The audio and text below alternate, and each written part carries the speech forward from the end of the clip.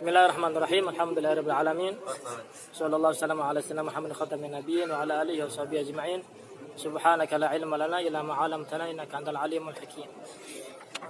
Hadis yang ke-23. An Abi Malik Al-Harits bin Asim Al-Asy'ari radhiyallahu anhu, diriwayatkan dari Abi Malik Al-Harits bin Asim Al-Asy'ari. Siapa itu Malik bin Harits? Al-Harits ini, Abi Malik Al-Harits bin Asim adalah namanya Ka'ab wa huwa al-masyhur bin Asim wa fi nushkhah bin Amir Al-Asy'ari. Ini masih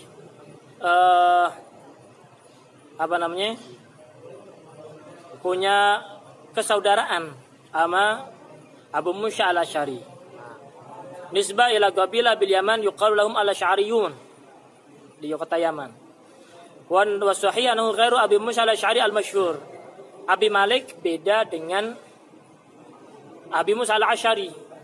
Siapa itu Abi Musa? Abi Musa siapa namanya? Ya?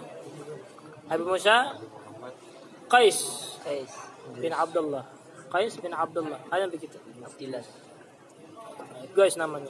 Tapi yang kalau yang Nabi Malik ini namanya Al-Harits bin Asim. Ini termasuk daripada orang yang memang kunyahnya lebih terkenal daripada nama aslinya. Ya. Beliau tinggal di kota Mesir dan meninggal di kota Mesir sana juga karena terjadi wabah ta'un ketika di dalam khilafah Sayyidina Umar bin Khattab pada tahun ke-18 Hijriah. Tahun 18 Hijriah masih pada khilafah Sayyidina Umar bin Khattab. Di situ terjadi penyakit ta'un, wabah ta'un di Mesir. Setiap hari ratusan orang yang meninggal dunia. Ya, penyakit ta'un itu. Dan termasuk yang meninggal salah satu sahabat yang namanya Abi Malik Al-Harits. Ya. Bahkan pada waktu tersebut Sayyidina Anas bin Malik termasuk orang yang paling banyak punya anak. Satu hari ya, menguburkan puluhan daripada anaknya. Subhanallah. Ini penyakit ta'un. Pagi kena, sore mati. Sore kena, pagi mati. Terus begitu. Ya. Wallahu a'lam apa obatnya. Termasuk obat pada waktu itu ya, ketika terjadi ta'un di zaman Al-Habib Hussein bin Syekh Bakar bin Salim. Ya. Kurma Hadramut. Kurma sama kurma Mesir enggak ada apa-apanya. Enggak berarti apa-apa. Mesir tempatnya kurma. Hebat, gede-gede kan? Ya. Kurma Hadramut kecil-kecil. Ya. Namun subhanallah, Allah ingin menunjukkan kepada manusia bahwasanya Syekh Hussein bin Syekh Bakar bin Salim ini tidak memerlukan harta yang datang kepada beliau. Bagaimana caranya nih? Harta datang kepada beliau, bukan beliau mencari harta.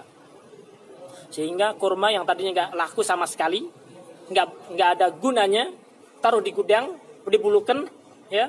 Ketika ada penyakit wabah ta'un tersebut, ada orang penjaganya, ya, coba deh satu kurma berkah Syekh Hussein, ya, dimakan, sembuh, langsung dibikin woro-woro. Ya, siapapun yang ingin mencari obat wabah penyakit ini, ya, bisa beli kurma dengan saya. Ya, satu biji kurma, 1 dinar, 1 keping emas. Ya, yang tadi datang dengan 1 kapal kurma membawa 1 kapal dinar. Berapa triliun, berapa itu duitnya. Subhanallah. Harta yang datang kepada orang soleh, bukan orang soleh yang mendatangi harta. Doanya apa ini? Ya, karena beliau dermawan. Termasuk doa yang sering kita baca, Allahumma inna nas'aluka ziyadatan fid din wa barakatan sihatan wasi'atan fil rizqi. Ini doa punya siapa? Benar Syekh Hussein. Syekh Hussein bin Syekh Bakar bin Salim. Bukan Syekh Bakar. Syekh Abu Bakar ya Azimah Sultan sampai ya fala nahlaku anta thiqatuna warajawna. Itu Syekh Abu Bakar bin Salim. Allah menasalaka ziyatan fiddin sampai akhir itu punya Syekh Husain. Ketika dilazimkan harta yang datang kepada beliau. Datang beliau. Subhanallah. Waqiah enggak pernah tinggal. Waqiah enggak pernah tinggal. Ala kulli hal. Jadi Sayyidina Abi Malik Al-Harith bin Asim ini beliau meninggal dunia pada tahun ke-18 Hijriah. Ya. Berarti 8 tahun setelah wafatnya Rasulullah. Beliau mengatakan bahwasanya Rasulullah SAW beliau bersabda at-tahuru syatrul iman. Ini sangat penting. Ya, kalau kan ada ungkapan an-nadzafatu minal iman. Wallahu alam pakai itu hadis atau ungkapan kata mutiara. Tapi hadisnya at-tahuru syatrul iman. Ini hadis yang sahih. An-nadzafatu minal iman, wallahu alam. Yang sahih adalah at-tahuru syatrul iman. At-tahur, at-tuhur bi dhammit ta, at-tuhuru. Wa huwa lughatan at-tanazzuh wa tatahhur min al-ahdaats wal anjab wal madham. Membersihkan diri, bersuci daripada hadas, daripada najis, daripada perkara-perkara yang tercela. Hadat tuhur. Adapun secara syar'i di dalam salat, dalam beribadah kepada Allah Subhanahu wa taala, yaitu membersihkan hadas atau najis yang bisa menghalangi sahnya suatu ibadah kita. Kalau kita salat dalam keadaan hadas enggak sah. Kalau kita salat dalam keadaan najis tidak sah. Membersihkan itu namanya tuhur atau tuhir, bebersih. Seperti wudu, mandi, tayamum, membersihkan najis, ini semuanya dinamakan at-tuhur. At-tuhur kata Rasulullah syatrul iman, ai nisfuhu, setengah daripada iman. Ya. Jadi iman setengahnya adalah at-tuhur, bersuci, bersih, wangi, ya nggak bau. Ya. Pakai minyak wangi yang bersih, pakai yang wangi ya. Syatrul iman. Semakin sempurna keimanan seseorang, semakin menjaga kebersihannya. Ketika keimanan seseorang tidak sempurna, maka dia tidak akan perhatian dengan kebersihannya. Namun jangan salah, ada orang yang zahirnya lusuh namun hatinya bagus. Itu pandangan manusia. Kita manusia melihat yang zahirnya, namun ada orang-orang yang bukan melihat zahirnya, melihat batinnya. At-tuhur di sini bukan hanya sekedar membersihkan jiwa, namun membersihkan hatinya.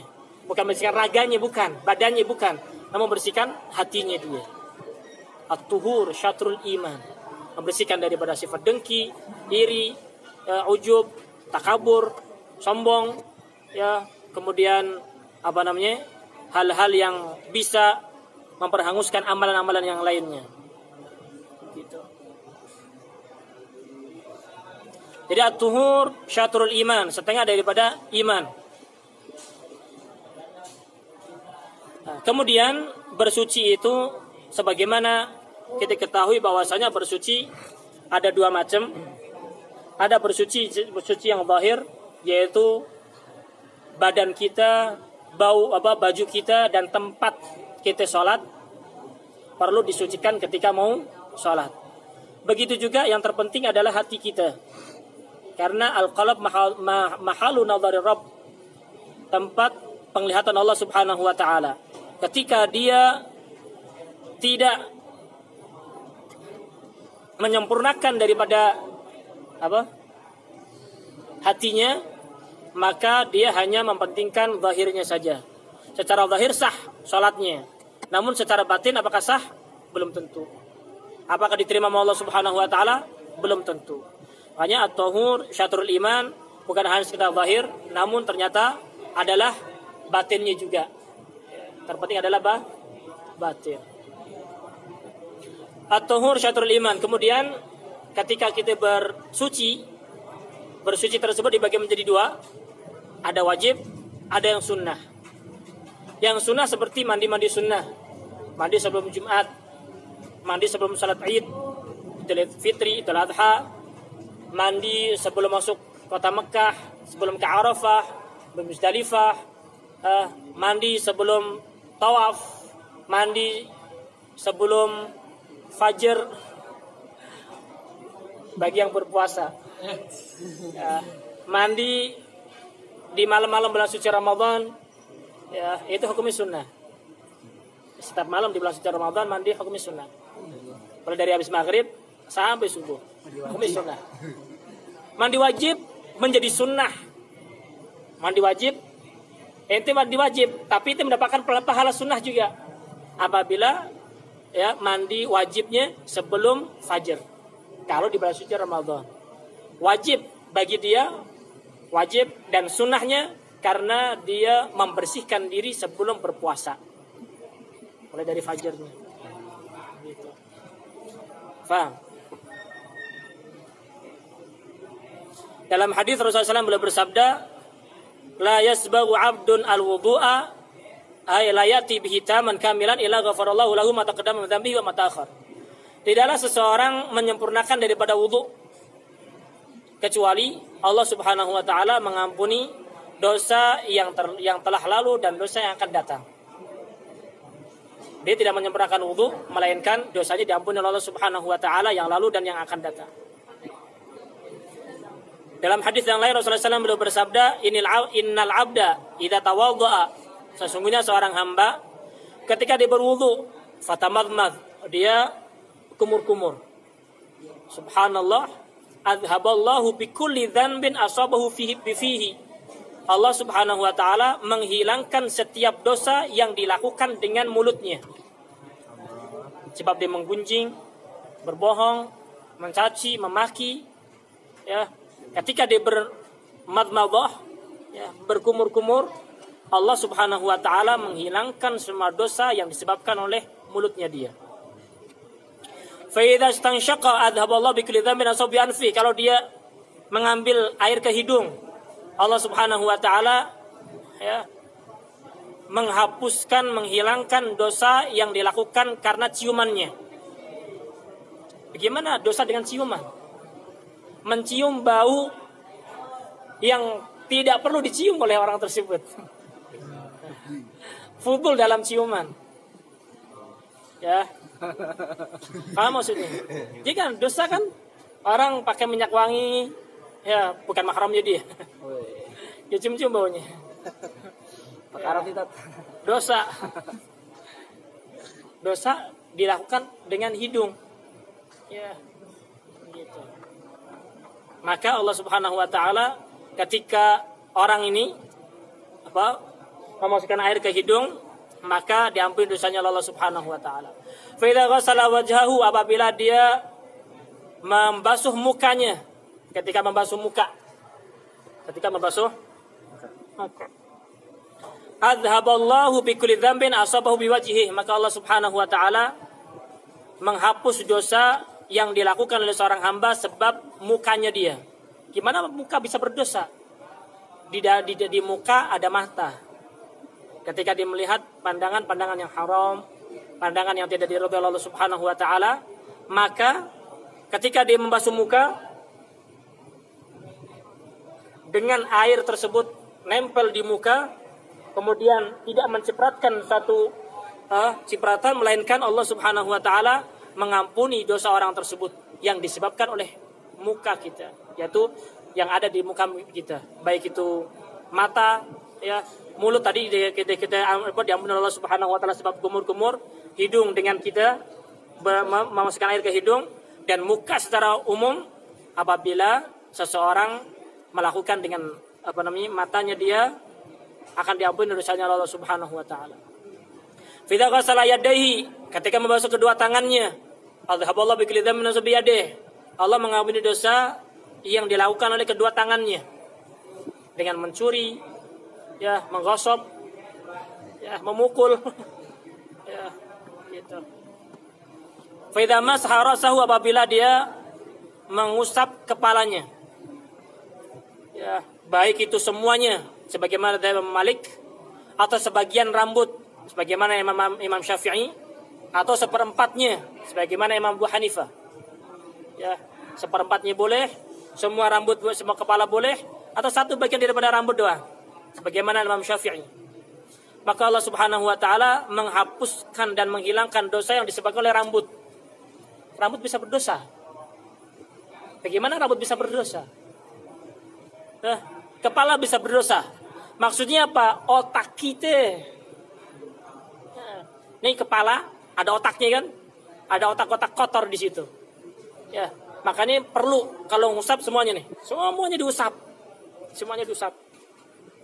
Biar apa? Otak yang ada di otak kita nih, kepala kita ini, ya, bersih daripada dosa. Perkara-perkara yang tadinya otak-otak kotor yang ada di otak kita dibersihkan Allah Subhanahu wa taala. Allah. Adalah Abang Haji dulu ya. Bentar lagi, oke? Faida ghasala rijlaihi, apabila dia membasuh kedua kakinya dibasuh. Adhaballahu bi kulli dhanbin asabahu bi rijlaihi, maka Allah Subhanahu wa taala menghapus setiap dosa yang dilakukan oleh kakinya. Dengan apa kakinya berdosa? Dia berjalan menuju kepada hal-hal yang tidak diridhoi Allah Subhanahu wa taala, berjalan ke dangdutan. Berjalan ke bar, berjalan ke kafe yang memang di situ ikhtilat dan sebagainya. Ya, berjalan ke tempat yang tidak diridhoi Allah Subhanahu wa taala. Ya. Maka orang seperti ini dosa dengan kakinya. Ketika dia membasuh kakinya, dosa diampuni oleh Allah Subhanahu wa taala. Makanya dalam hadis yang lain Rasulullah SAW bersabda, "Man wadha'a hadhil 'adha fa ahsana wudhuha istaujaba minallahi ridwan al-akbar." Siapa yang berwudu, ya, membasuh anggota-anggota wudu dengan memperbaiki wudunya, maka Allah Subhanahu wa taala memberikan kepada orang tersebut keridhaannya yang terbesar. Wa ridwanu minallahi akbar. Sehingga kita dianjurkan untuk selalu dalam wudu. Rasulullah SAW mewasiatkan kepada Sayyidina Anas. Sayyidina Anas termasuk khadimnya Rasulullah, orang yang selalu khidmah kepada Rasulullah, dikasih nasihat sama Rasulullah. Wasiat ya Anas, in istata'ta an takuna abadan ala wudu faf'al. Kalau ente bisa, ya, setiap keadaanmu ente dalam keadaan wudu, maka lakukanlah. Kenapa? Apa manfaatnya dawamul wudu? Selalu melazimkan wudu. Fa inna malakal maut idza qabadha ruha 'abdin wa huwa 'ala wudu kutiba lahu syahadah. Karena ketika malaikat maut, siapa malaikat maut? Israil. Datang mencabut nyawa seseorang sedangkan dia dalam keadaan wudu, maka Allah Subhanahu wa taala menulis kepada orang tersebut mati dalam keadaan syahid. Ya. Dalam hadis qudsi Allah Subhanahu wa taala bilang kepada Sayyidina Daud,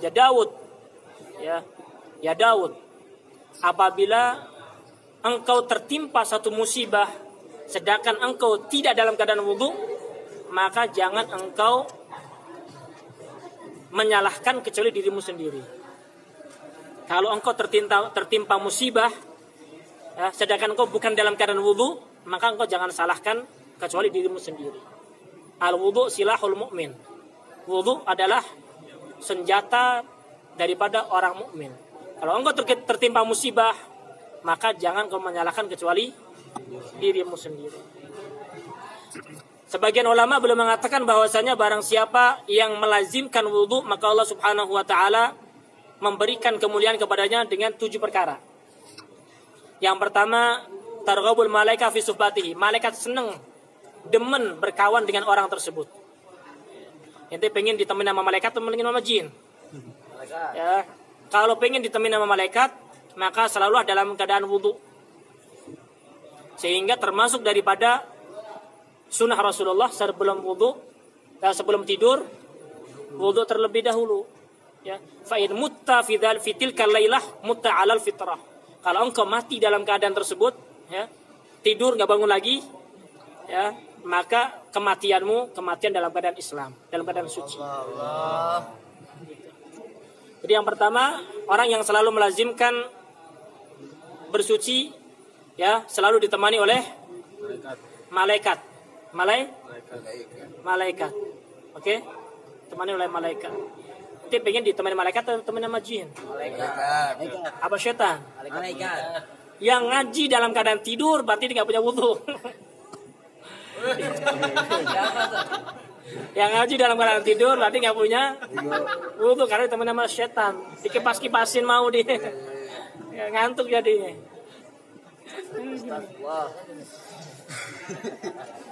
Paham ya? Wala yazalul kalam ratban min katbi thawabihi. Qalam, tahu kalam? Kalamnya Allah Subhanahu wa taala, nun wal qalami wa ma yasturun. Qalam. Ya, pena milik Allah Subhanahu wa taala selalu menuliskan pahala-pahala orang yang dawamul wudu.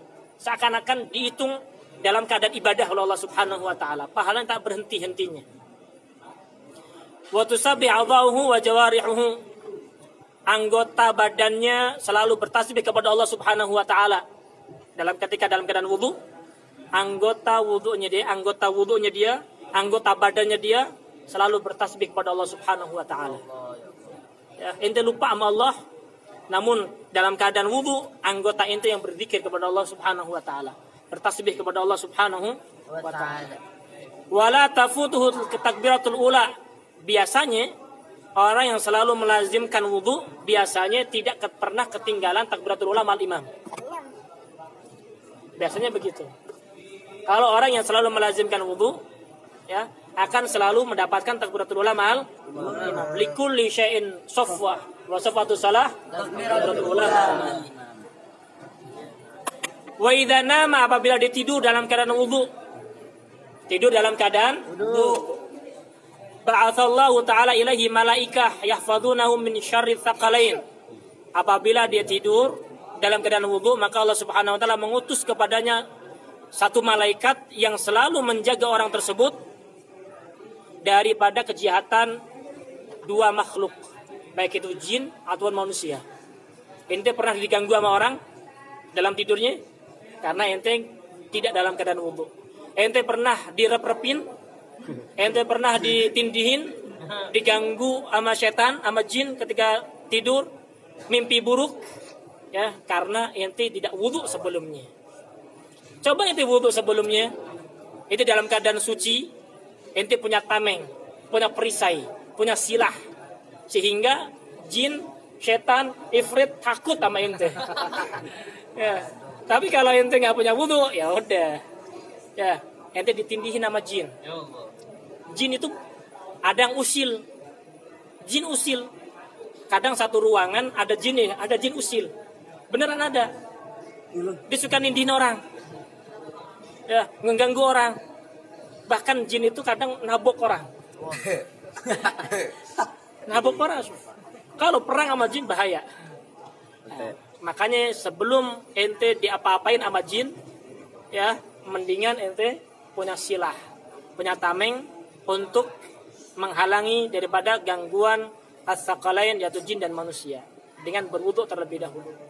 Apalagi di tempat-tempat yang angker, ya, masalah dalam rihlah, ya, lagi camping masalah di hutan, di mana-mana, untuk menyelamatkan diri kita tenang dalam keadaan wudu, insya Allah tidak ada yang mengganggu.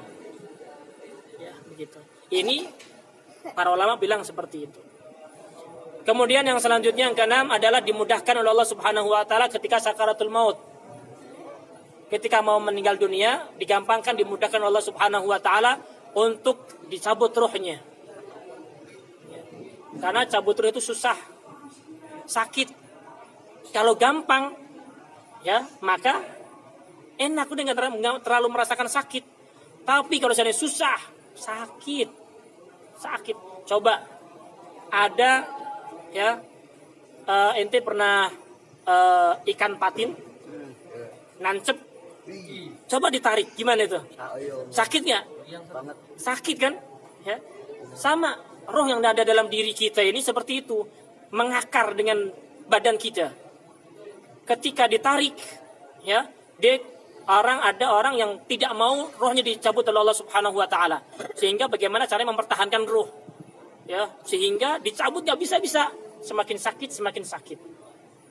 Orang yang pengen ketemu dengan Allah Subhanahu wa taala, ayo roh dipanggil oleh Allah Subhanahu wa taala, marhaba, cepet. Nggak sakit, nggak terlalu sakit banget. Nah, bagaimana caranya untuk mendapatkan sakaratul maut?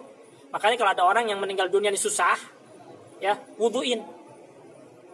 Ada orang meninggal susah, wuduin atau tayamumin. Ya, karena wudu tersebut ya menjadi sebab Allah meringankan, memudahkan kematian seseorang. Sakaratul mautnya dimudahkan Allah Subhanahu wa taala.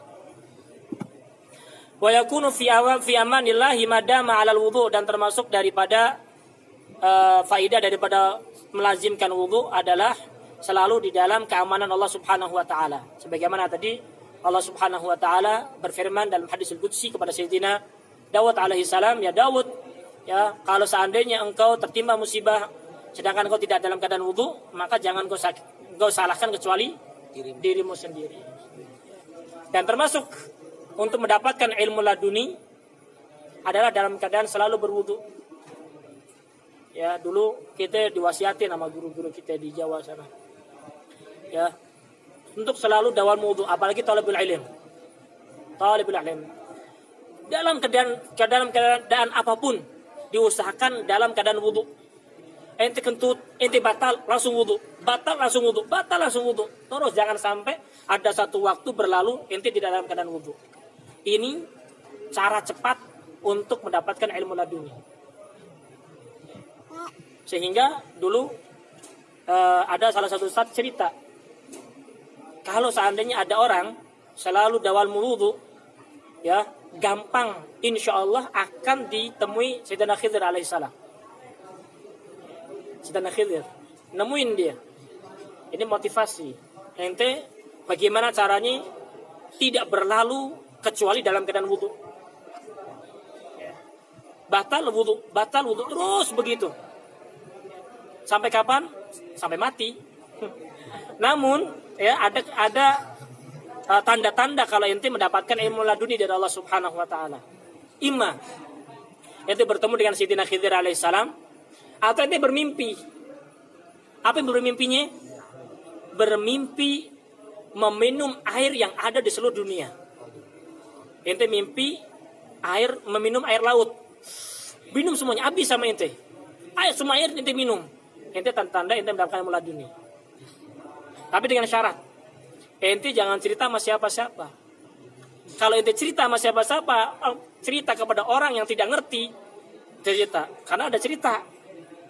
Dia mimpi seperti itu, cerita sama orang. Ani tadi malam mimpi begini-begini lah. Kalau begitu berarti bahaya, ini bisa mati. Mati beneran. Ya. Kenapa? Dia cerita dengan orang yang tidak tahu mentafsirkan mimpi. Ya, jangan cerita sembarangan. Cerita kepada orang yang ngerti. Ya. Kalau ente mimpi seperti itu, berarti ente sudah mendapatkan ilmu laduni. Ente faham apapun ya yang ada di muka bumi ini. Bagaimana caranya? Dawamul wudu. Selalu melazimkan wudu. Kalau talibul ilm gampang, mudah, karena tidak ada istri yang mengganggunya. Coba kalau dia nikah, ya mau tidur pegang batal, ya kan? Ya, mau wudu deh, siap udah. Datang istri, megang-megang, batal. Terus bagaimana? Kalau yang udah menikah, dia menikah nih. Kalau yang udah menikah kan punya istri dia. Ya, wudunya bagaimana? Wudunya kalau bisa wudu pakai Imam Malik. Wudu yang memang dalam madzhab Imam Malik bersentuhan laki dan perempuan tidak membatalkan wudu dengan syarat tanpa syahwat. Tapi kalau syahwat batal. Ya. Ada yang mengatakan bahwasanya sebelum wudu, sebelum tidur, ya disunahkan untuk berwudu meskipun ketika di dalam tidurnya mau tidak mau harus bersentuhan dengan istrinya. Yang penting sebelum tidur dia sudah berwudu. Lebih sempurna lagi, ya ketika bersentuhan dengan istrinya berwudu lagi. Ya kalau mau hubungan nggak apa-apa. Setelah itu mandi, wudu, tidur lagi. Ya, begitu. Ya. Jadi banyak daripada faidah ketika seorang mendawamkan wudu.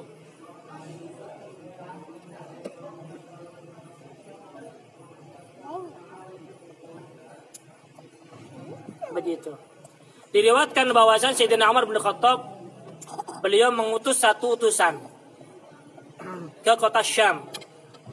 Famar ala diri rahib, maka utusan ini melewati tempat ibadahnya pendeta.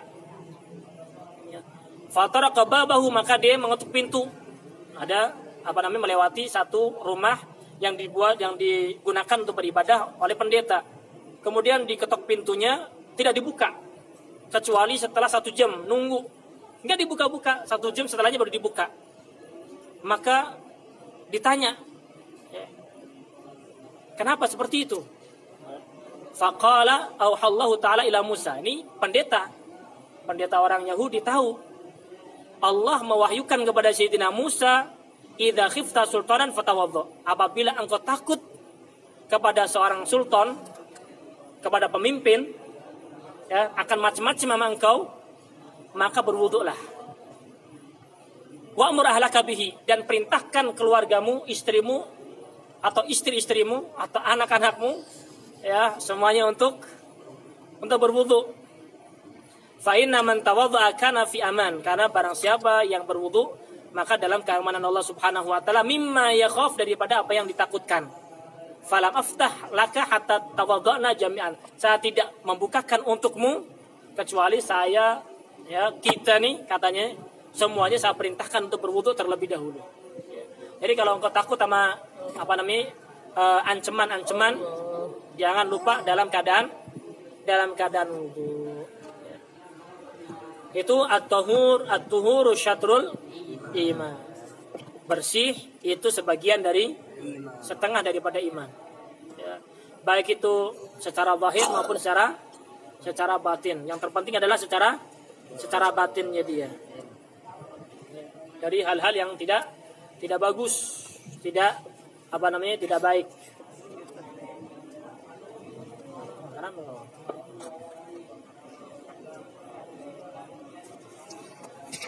Walhamdulillahi tamla'ul mizan wallahu a'lamu bishawab. Insyaallah dalam pertemuan yang akan datang kita bahas alhamdulillah tamla'ul mizan.